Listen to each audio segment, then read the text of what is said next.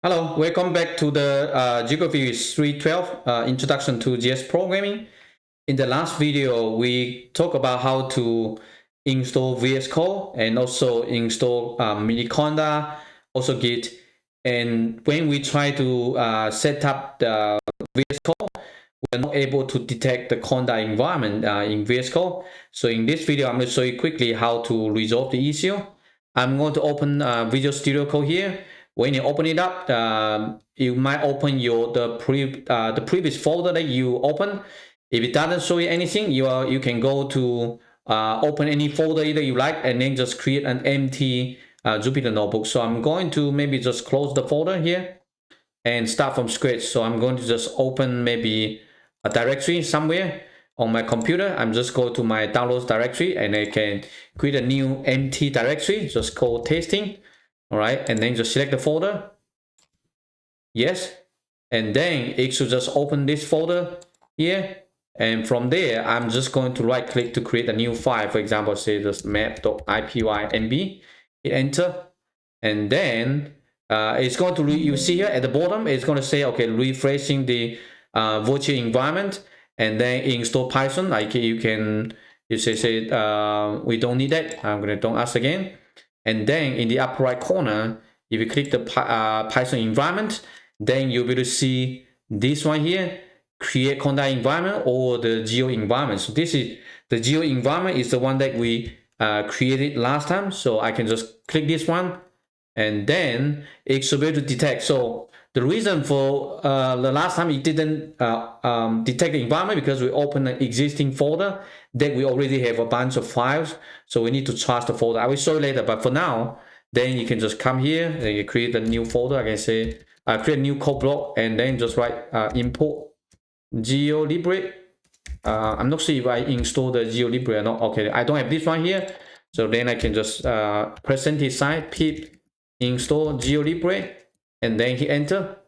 Control enter, you will be able to execute and then you'll be able to create a new Conda environment. So this might take a couple minutes, and this is essentially what we talked about in the previous video about how to install Python package. So basically, we just pip install and then GeoLibre, then you should be able to install the package.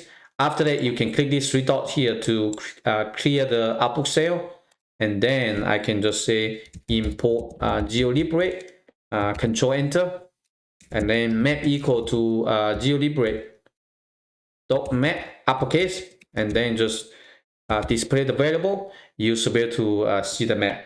So again, the first time you're doing this, it might take a couple of seconds, and hopefully it will work. If it doesn't, you can always clear the output cell, and then here I'm going to restart. Okay. Yeah, it's still spinning, so looks like VS Code might have some issues. It's still restarting the kernel here. If it doesn't work, you can also close the VS Code directly. I don't really use Windows, so I use Linux as my daily driver. So, and let's try this one to close it, see if it works. So let me reopen this one.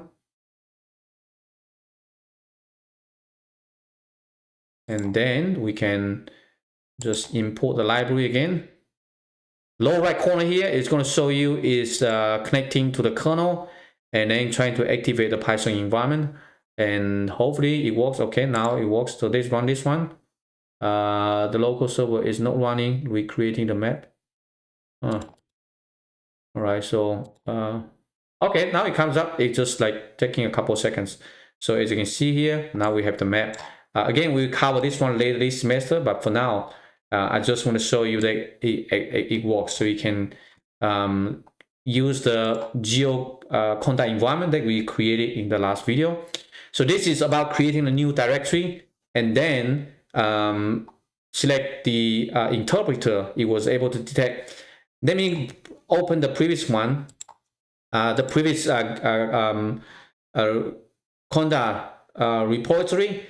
And the reason that it doesn't select the kernel, so if I click here, Python environment, if you notice here, it doesn't show you anything. So there's no GeoConda environment. The reason for that is if your folder already contains some Jupyter notebook or Python code, by default it's being opened as restricted mode.